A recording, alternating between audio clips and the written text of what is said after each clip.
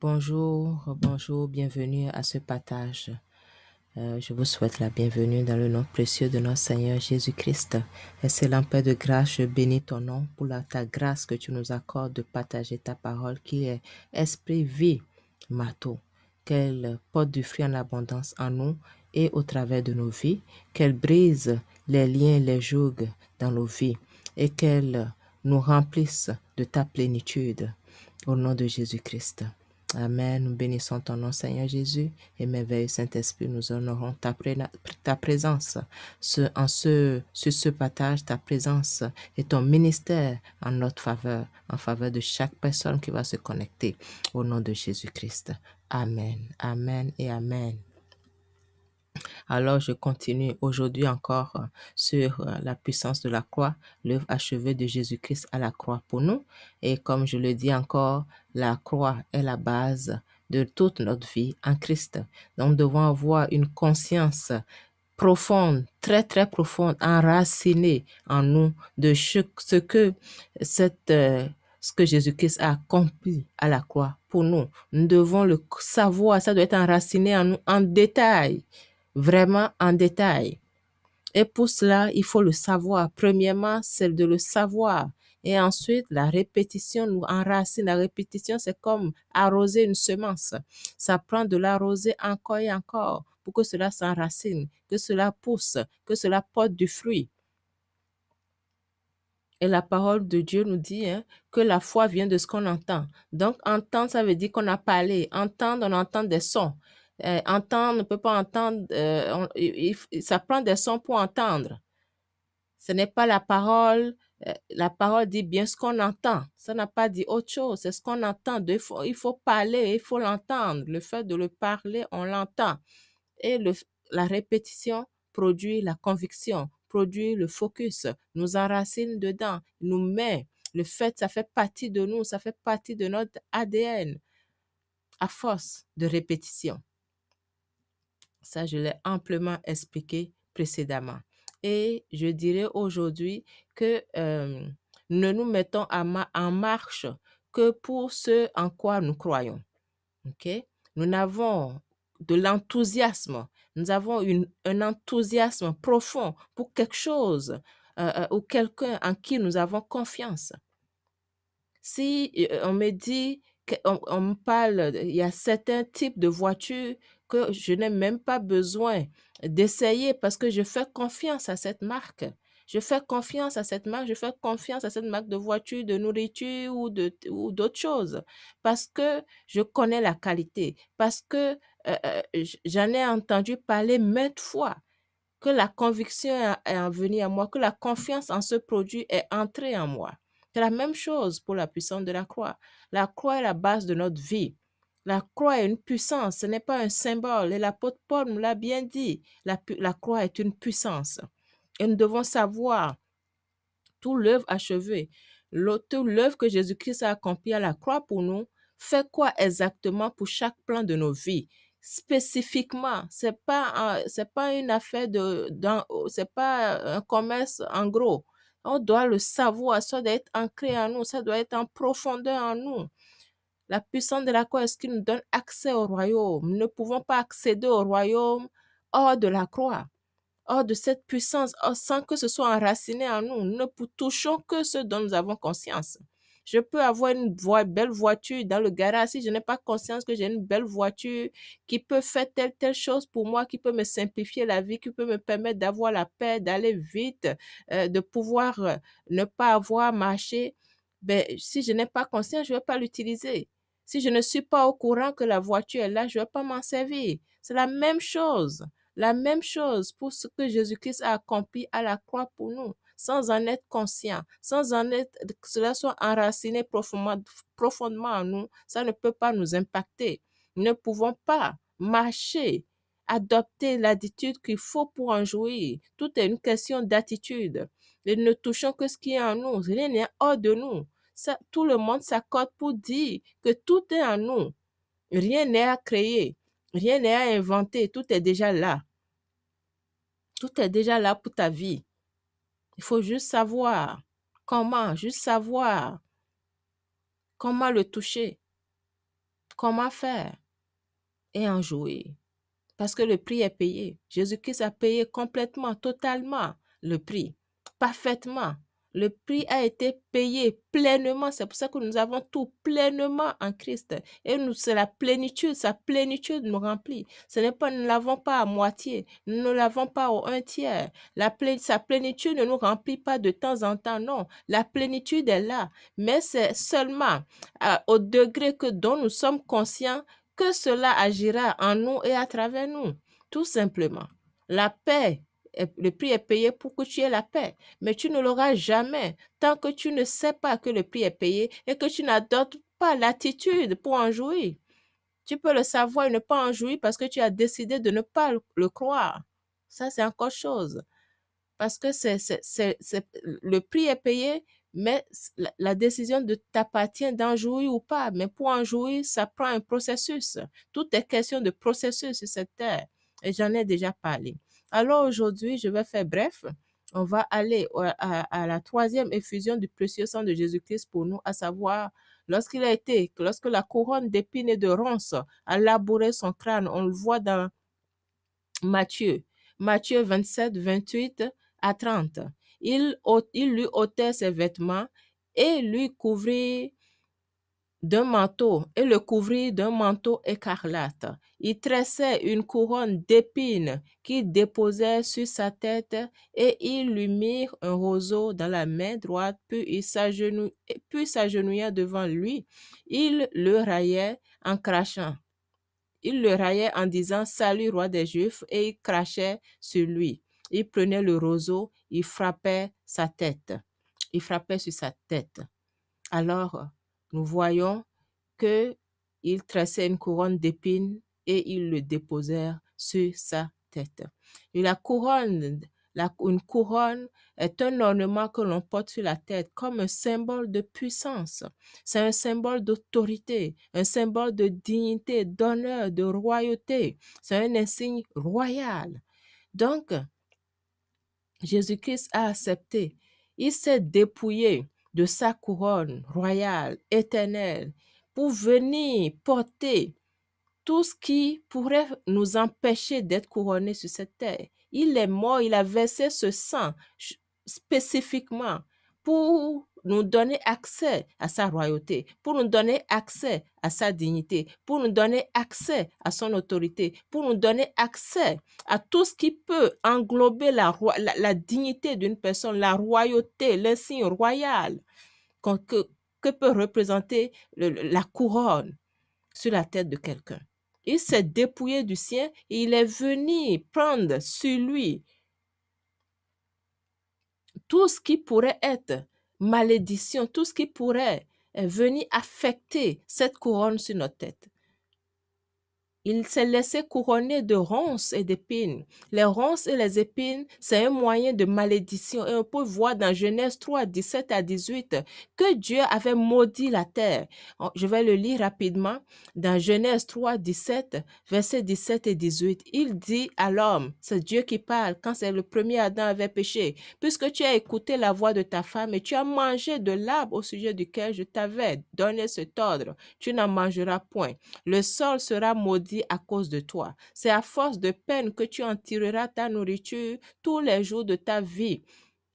Il te produira des épines et des ronces, et tu mangeras de l'herbe des champs. Donc, on voit que Dieu a parlé au premier Adam et a maudit. Il a maudit le sol. Et quelle a été la parole de malédiction que Dieu a prononcée? C'est que la terre va produire des ronces et des épines. Donc, les ronces et les épines, c'était un signe, c'était une parole de malédiction que Dieu avait prononcée parce que le premier Adam a péché. Et Jésus-Christ est venu nous racheter de cette malédiction en se faisant couronner d'épines et de ronces. Il faut faire le lien. Il est venu enlever cette malédiction de notre vie. Cette malédiction qui peut affecter notre dignité sur cette terre, notre royauté, notre royauté divine. sur cette terre. Il l'a porté sur lui pour nous donner en échange. C'est un échange. Il prend notre malédiction, il nous donne sa royauté, il nous donne sa divinité, il nous donne tout ce qu'il a et ce qu'il est, pleinement, totalement. Mais il faut être conscient que sa couronne d'épines, qu'est-ce que ça enlève de ta vie? Il ne faut pas dire juste Jésus-Christ est mort, son sang a coulé, je suis sauvé, mes péchés sont pardonnés, mais la couronne d'épines qu'il a portée fait quoi pour ta vie? Est-ce que tu en es conscient? Parce que si tu n'en es pas conscient, tu vas continuer à marcher dans la malédiction, tout en disant j'ai reçu Jésus, tout en disant qu'il a été couronné d'épines pour moi, mais tu ne sais pas spécifiquement pour ta vie qu'est-ce que ça a fait parce que Jésus-Christ a porté la couronne d'épines et de ronces. Ce n'est pas pour lui qu'il l'a porté, non. Il l'a porté pour toi et moi. Il n'avait pas besoin de le porter, non. Personne ne l'a forcé à le porter, non. Il n'a pas porté ça pour payer le prix d'un quelconque péché qu'il aurait commis, non. Il l'a porté pour toi et moi. Il a laissé cette couronne d'épines et de ronces labourer son crâne, juste pour toi et moi. Donc, que nous n'en soyons pas conscients, je veux dire, il n'y a pas de mots. Se dire que nous sommes chrétiens, croyant en Jésus-Christ et ne pas être conscient spécifiquement de ce que chaque effusion du sang a fait dans notre vie, a accompli pour nous. Qu'est-ce que ça nous donne? Je veux dire, il y a quelque chose qui manque. Il y a un gros manque, il y a une méconnaissance, il y a vraiment...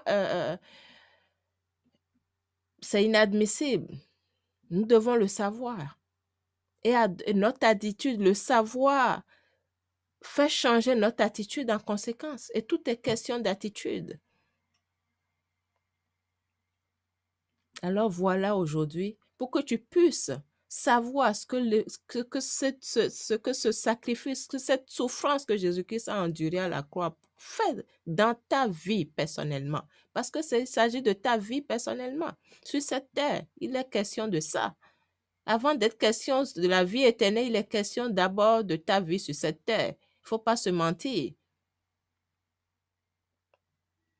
Alors il a porté la couronne d'épines de ronces pour enlever ta malédiction. Mais aujourd'hui, tu le sais. Maintenant, la vérité vient à toi. Vous connaîtrez la vérité vous affranchira. Mon peuple périt par manque de connaissance. Alors la connaissance vient à toi aujourd'hui. La lumière vient à toi pour que tu quittes les ténèbres, que tu sortes et que tu arrêtes de te traiter de toutes sortes de choses, que tu n'es pas digne, que tu es insignifiant, que tu es incomplet, que tu es ci, que tu es ça, toutes des paroles négatives, toutes des prophéties négatives que tu déverses sur toi-même, sur ta famille. Aujourd'hui, c'est le jour que tu te répandes de ta méconnaissance, de ton ignorance et que tu prennes conscience de la vérité aujourd'hui parce que tu as l'honneur en Jésus-Christ.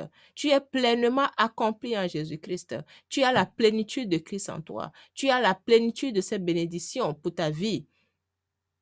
Mais tu ne peux pas jouir de quelque chose dont tu n'as pas conscience. Tu ne peux pas jouir de quelque chose que tu n'honores pas. C'est comme m'insulter, vouloir que je sois presse, je m'empresse de te servir. Non, ça ne fonctionne pas. C'est comme me mépriser et vouloir que je te serve et vouloir que je sois pleine de joie, je ne sais pas, envers toi. Non, ça ne marche pas. Et la parole de Dieu le dit, celui qui m'honore, je l'honore. Alors on ne peut pas être ignorant de ce que la croix a accompli pour nous et vouloir jouir du ciel, vouloir jouir du royaume que la croix a amené dans notre vie, que la croix a accompli à la croix pour nous, que le sacrifice de Jésus-Christ a accompli à la croix pour nous. Non, il faut être cohérent. Ce n'est pas une question de prier ou de jeûner, ça, c'est juste une question de logique, de cohérence simple. Ça, c'est simple ce que je suis en train d'expliquer, très simple. C'est très simple, mais beaucoup sont ignorants, beaucoup sont ignorants de ces petits détails. Ça peut-être à vouloir être trop spirituel, on passe tout simplement à côté des choses les plus basiques, de la base de notre vie. Alors aujourd'hui, la vérité est venue à toi. Tu sors des ténèbres, parce que Jésus-Christ, la parole de Dieu nous dit, celui qui marche avec Jésus-Christ ne marche pas dans les ténèbres. Tu dois marcher dans la vérité, dans la lumière. Il est lumière. Amen. Amen. Merci Jésus. Merci Seigneur. Alors, des déclarations à faire pour ta vie, parce que la foi vient de ce qu'on entend. Il faut entendre. Donc, tu dois parler, tu dois déclarer sur ta vie. Sur ta vie. Tu dois toujours ramener la parole, la déclarer sur ta vie à toi personnellement. La parole, c'est pour toi. C'est pour ta vie. Ce n'est pas pour autre chose. La parole, ce n'est pas pour Dieu. Il n'a pas besoin de la parole. C'est pour toi. C'est pour moi. C'est pour ma vie. C'est pour tous les plans de ma vie. Alors, tu dois la déclarer. Tu dois déclarer sur des paroles sur ta vie. Tu dois déclarer la parole sur ta vie. Elle est esprit et vie. Elle est marteau. Elle brise les jougs. C'est une épée à double tranchant. Elle sépare. Elle neutralise. Elle purifie. Elle lave. Donc, tu dois déclarer sur la base de ce que Jésus-Christ a accompli à la croix pour toi, ce que ce sang, lorsqu'il a été couronné d'épines et de ronces, et que la couronne d'épines et de ronces a labouré sa tête et le sang a coulé, qu'est-ce que ça fait pour toi? Tu dois le déclarer. Je te donne un exemple de déclaration à faire. Tu peux l'adapter à ta vie, tu peux le dire dans tes mots. Alors voilà, je te rends grâce, Seigneur Jésus, pour ton précieux sang qui a coulé lorsque tu as été couronné d'épines et de ronces pour moi. Je te rends grâce de ce que par ce sang, tu as porté les ruines, les malédictions, la stérilité, l'improductivité. Tu as porté tout ce qui peut me déshonorer sur toi pour me donner accès à ta royauté, pour me donner accès à tout ce que tu as pour moi, pleinement, totalement. Tu as parfaitement tout accompli en ma faveur. Merci Seigneur pour le privilège que j'ai en toi maintenant. Ce privilège remplit ma vie. Je marche dans ce privilège. Merci pour l'autorité que j'ai en toi, la dignité que j'ai en toi, l'honneur que j'ai en toi. Oui, tu es digne. Oui, tu as la dignité. Arrête de dire que tu es indigne. Arrête de penser que tu l'es. Peu importe les péchés, peu importe ce que tu as pu faire, peu importe ce que les gens disent de toi. Jésus-Christ a porté ton indignité, il a porté tes malédictions, il a tout porté à la croix, peu importe leur énormité. Il les a portés totalement, il a payé le prix entièrement. Il est mort, il a donné sa vie pour toi.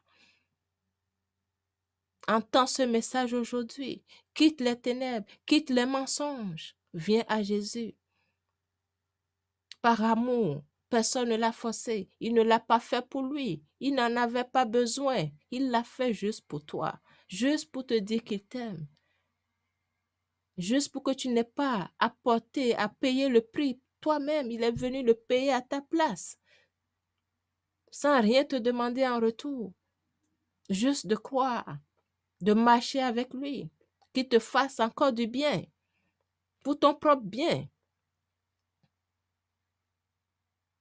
Amen. Alors, je reçois et j'entre dans cette plénitude, la plénitude de toutes les bénédictions contenues dans ce précieux sang qui a coulé lorsqu'il a été couronné d'épines pour moi. Merci Seigneur Jésus. Comme je l'ai dit, vous pouvez l'adapter selon votre situation, en rajouter, en diminuer, mais l'adapter à votre situation. Et ne pas oublier de se repentir de cette ignorance et de réclamer la puissance dans le sang de Jésus-Christ pour nous purifier et ôter toute tâche de manquement, de transgression sur nos vies, sur tous les plans de nos vies. Amen. Alors voilà, aujourd'hui, toi qui ne connais pas encore Jésus-Christ, il est le chemin, la vérité et la vie. Il est la résurrection. Il est la lumière. Tu ne peux pas jouir de la plénitude qu'il a en réserve pour toi sans l'accepter. C'est comme un plombier que tu invites pour venir réparer tes canalisations dans ta salle de bain. Il faut que tu le laisses entrer pour qu'il puisse faire son travail. Il ne peut pas le faire depuis l'extérieur, non. Il faut qu'il rentre dans la maison. Alors laisse Jésus-Christ rentrer dans la maison aujourd'hui. Donne-lui accès à ta vie aujourd'hui pour réparer, pour restaurer ce qui doit être,